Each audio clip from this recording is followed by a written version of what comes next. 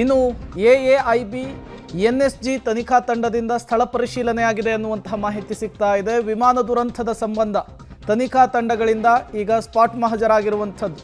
ಮಧ್ಯಾಹ್ನ ಕೇಂದ್ರ ವಿಮಾನಯಾನ ಸಚಿವರು ಒಂದು ಮಹತ್ವದ ಸುದ್ದಿಗೋಷ್ಠಿಯನ್ನು ನಡೆಸ್ತಾ ಇದ್ದಾರೆ. ವಿಮಾನ ದುರಂತದ ವಿಚಾರಕ್ಕೆ ಸಂಬಂಧಪಟ್ಟಂತೆ ಮಾಹಿತಿಯನ್ನು ನೀಡಲಿಕ್ಕೆ ಮುಂದಾಗ್ತಾ ಇದ್ದಾರೆ. ವಿಮಾನ ದುರಂತದ ಸ್ಥಳಕ್ಕೆ ತನಿಖಾ ತಂಡ ಭೇಟಿಯನ್ನು ಕೊಟ್ಟಿದೆ. ಎಎಐಬಿ ಮತ್ತು ಎನ್ಎಸ್ಜಿ ಟೀಮ್ ಸ್ಥಳ ಪರಿಶೀಲನೆಯನ್ನು ಮಾಡಿ ಒಂದಿಷ್ಟು ಮಾಹಿತಿಯನ್ನು ಸಂಗ್ರಹಿಸಿದೆ.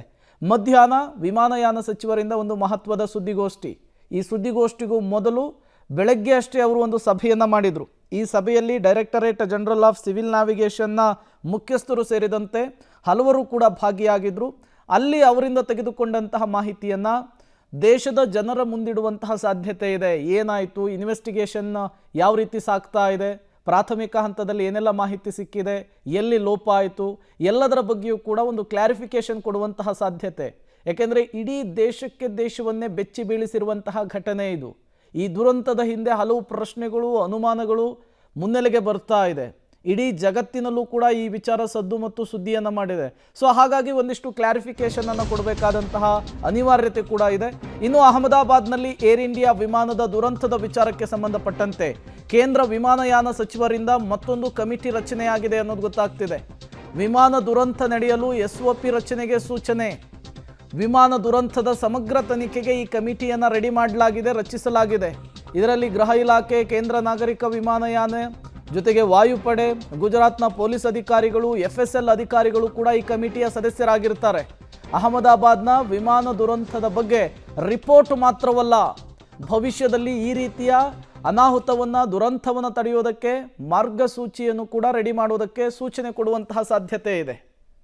ಮತ್ತಷ್ಟು ಡೀಟೇಲ್ಸನ್ನು ಕೊಡ್ತಾರೆ ಶಬೀರ್, ನೇರ ಸಂಪರ್ಕದಲ್ಲಿ ಜಾಯ್ನ್ ಆಗಿದ್ದಾರೆ. ಶಬೀರ್, ಈ ದುರಂತ ಏನಿದೆ ಇದು ದೇಶದಲ್ಲಿಯೇ ಅತಿ ದೊಡ್ಡ ದುರಂತ ಅಂಥೇಳಿ ವ್ಯಾಖ್ಯಾನವನ್ನು ಮಾಡಲಾಗ್ತಿದೆ.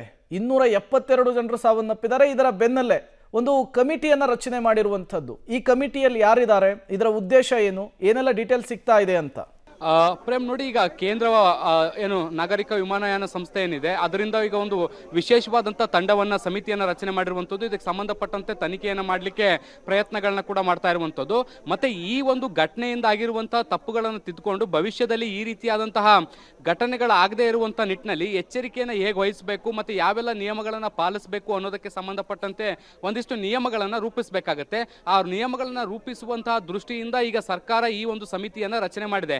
ಇದರಲ್ಲಿ ಎಲ್ಲ ರೀತಿಯಾದಂತಹ ಅಧಿಕಾರಿಗಳನ್ನ ಇನ್ಕ್ಲೂಡ್ ಮಾಡುವಂತ ಕೆಲಸವನ್ನ ಮಾಡಲಾಗಿದೆ. ಮುಖ್ಯವಾಗಿ ಪೊಲೀಸ್ ಅಧಿಕಾರಿಗಳಿಂದ ಹಿಡಿದು, ಸೇನೆಯ ಅಧಿಕಾರಿಗಳಿಂದ ಹಿಡಿದು, ಏನು ಏವಿಯೇಷನ್ ಡಿಪಾರ್ಟ್ಮೆಂಟ್ ನಲ್ಲಿ ಎಕ್ಸ್ಪರ್ಟಿ ಹೊಂದಿರುವಂತಹ ಎಲ್ಲ ಅಧಿಕಾರಿಗಳನ್ನ ಈ ಒಂದು ತಂಡದಲ್ಲಿ ಸೇರಿಸುವಂತ ಕೆಲಸಗಳನ್ನ ಮಾಡಲಾಗ್ತಾ ಇರುವಂತದ್ದು.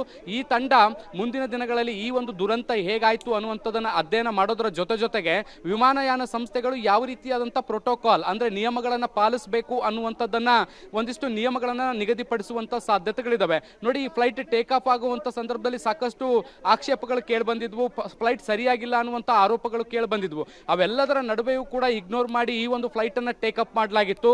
ಅದು ಕೂಡ ದುರ್ಘಟನೆಗೆ ಕಾರಣ ಆಗಿರಬಹುದು ಅನ್ನುವಂತ ಮಾತುಗಳು ಕೇಳಿ ಬರ್ತಾ ಇದಾವೆ.